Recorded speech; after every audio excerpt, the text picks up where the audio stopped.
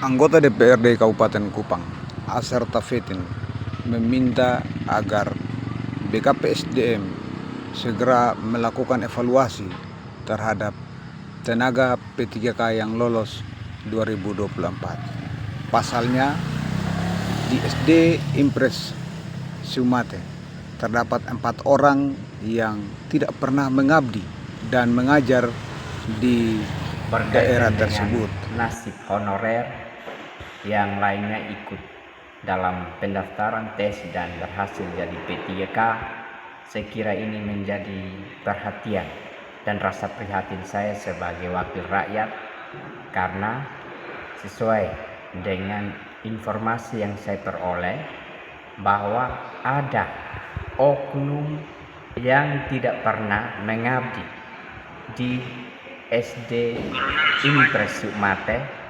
namun di hasil tes P3K namanya ada, dan kalau tidak salah waktu itu sekitar 4 orang ya, kita cek sekitar 2 atau berapa yang lolos P3K.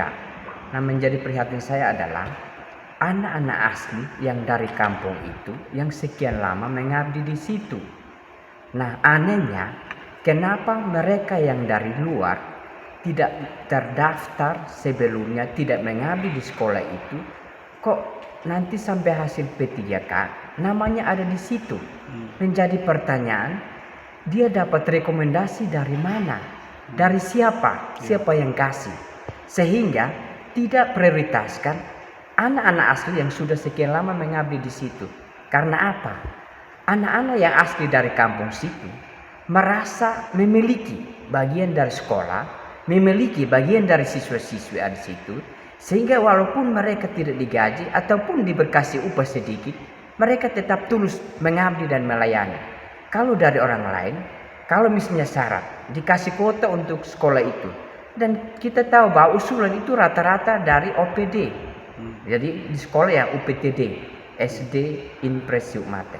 Jadi siapa yang kasih rekomendasi sehingga mereka bisa lolos yang bukan asal dari sekolah asal itu yang belum mengabdi? Berarti mereka tidak pernah mengajar di sekolah SD Impres Sumate, tetapi lulus dalam P3K. Iya, pengakuan masyarakat bahwa dan Dewan Guru ya ada bahwa nama-nama ini tidak pernah ada. Tapi kenapa mereka kaget ada di sini? Nah, ini kita tidak tahu mekanisme perekrutannya seperti apa sampai Mungkin mereka ada honor mungkin di sekolah lain kemudian mengikuti tes dan lulus. entahlah, tidak tahu. Tapi ini sekarang kita tekankan adalah SD yang bersangkutan yang mereka tidak pernah mengabdi di situ. Nah, kecuali anak-anak asli situ tidak pernah ada yang situ. Saran Bapak sebagai wakil rakyat yang berasal dari wilayah setempat, mungkin saran Bapak, apakah hasil seleksi ini perlu diperhatikan atau tidak? Dikaji ulang atau tidak? Saya kira kalau menjadi program pemerintah untuk bagaimana menuntaskan honorer, jadi perlu dievaluasi sehingga jangan terulang. Karena apa? Kasihan kalau misalnya mereka honor lama di sekolah, lalu kemudian di hasil mereka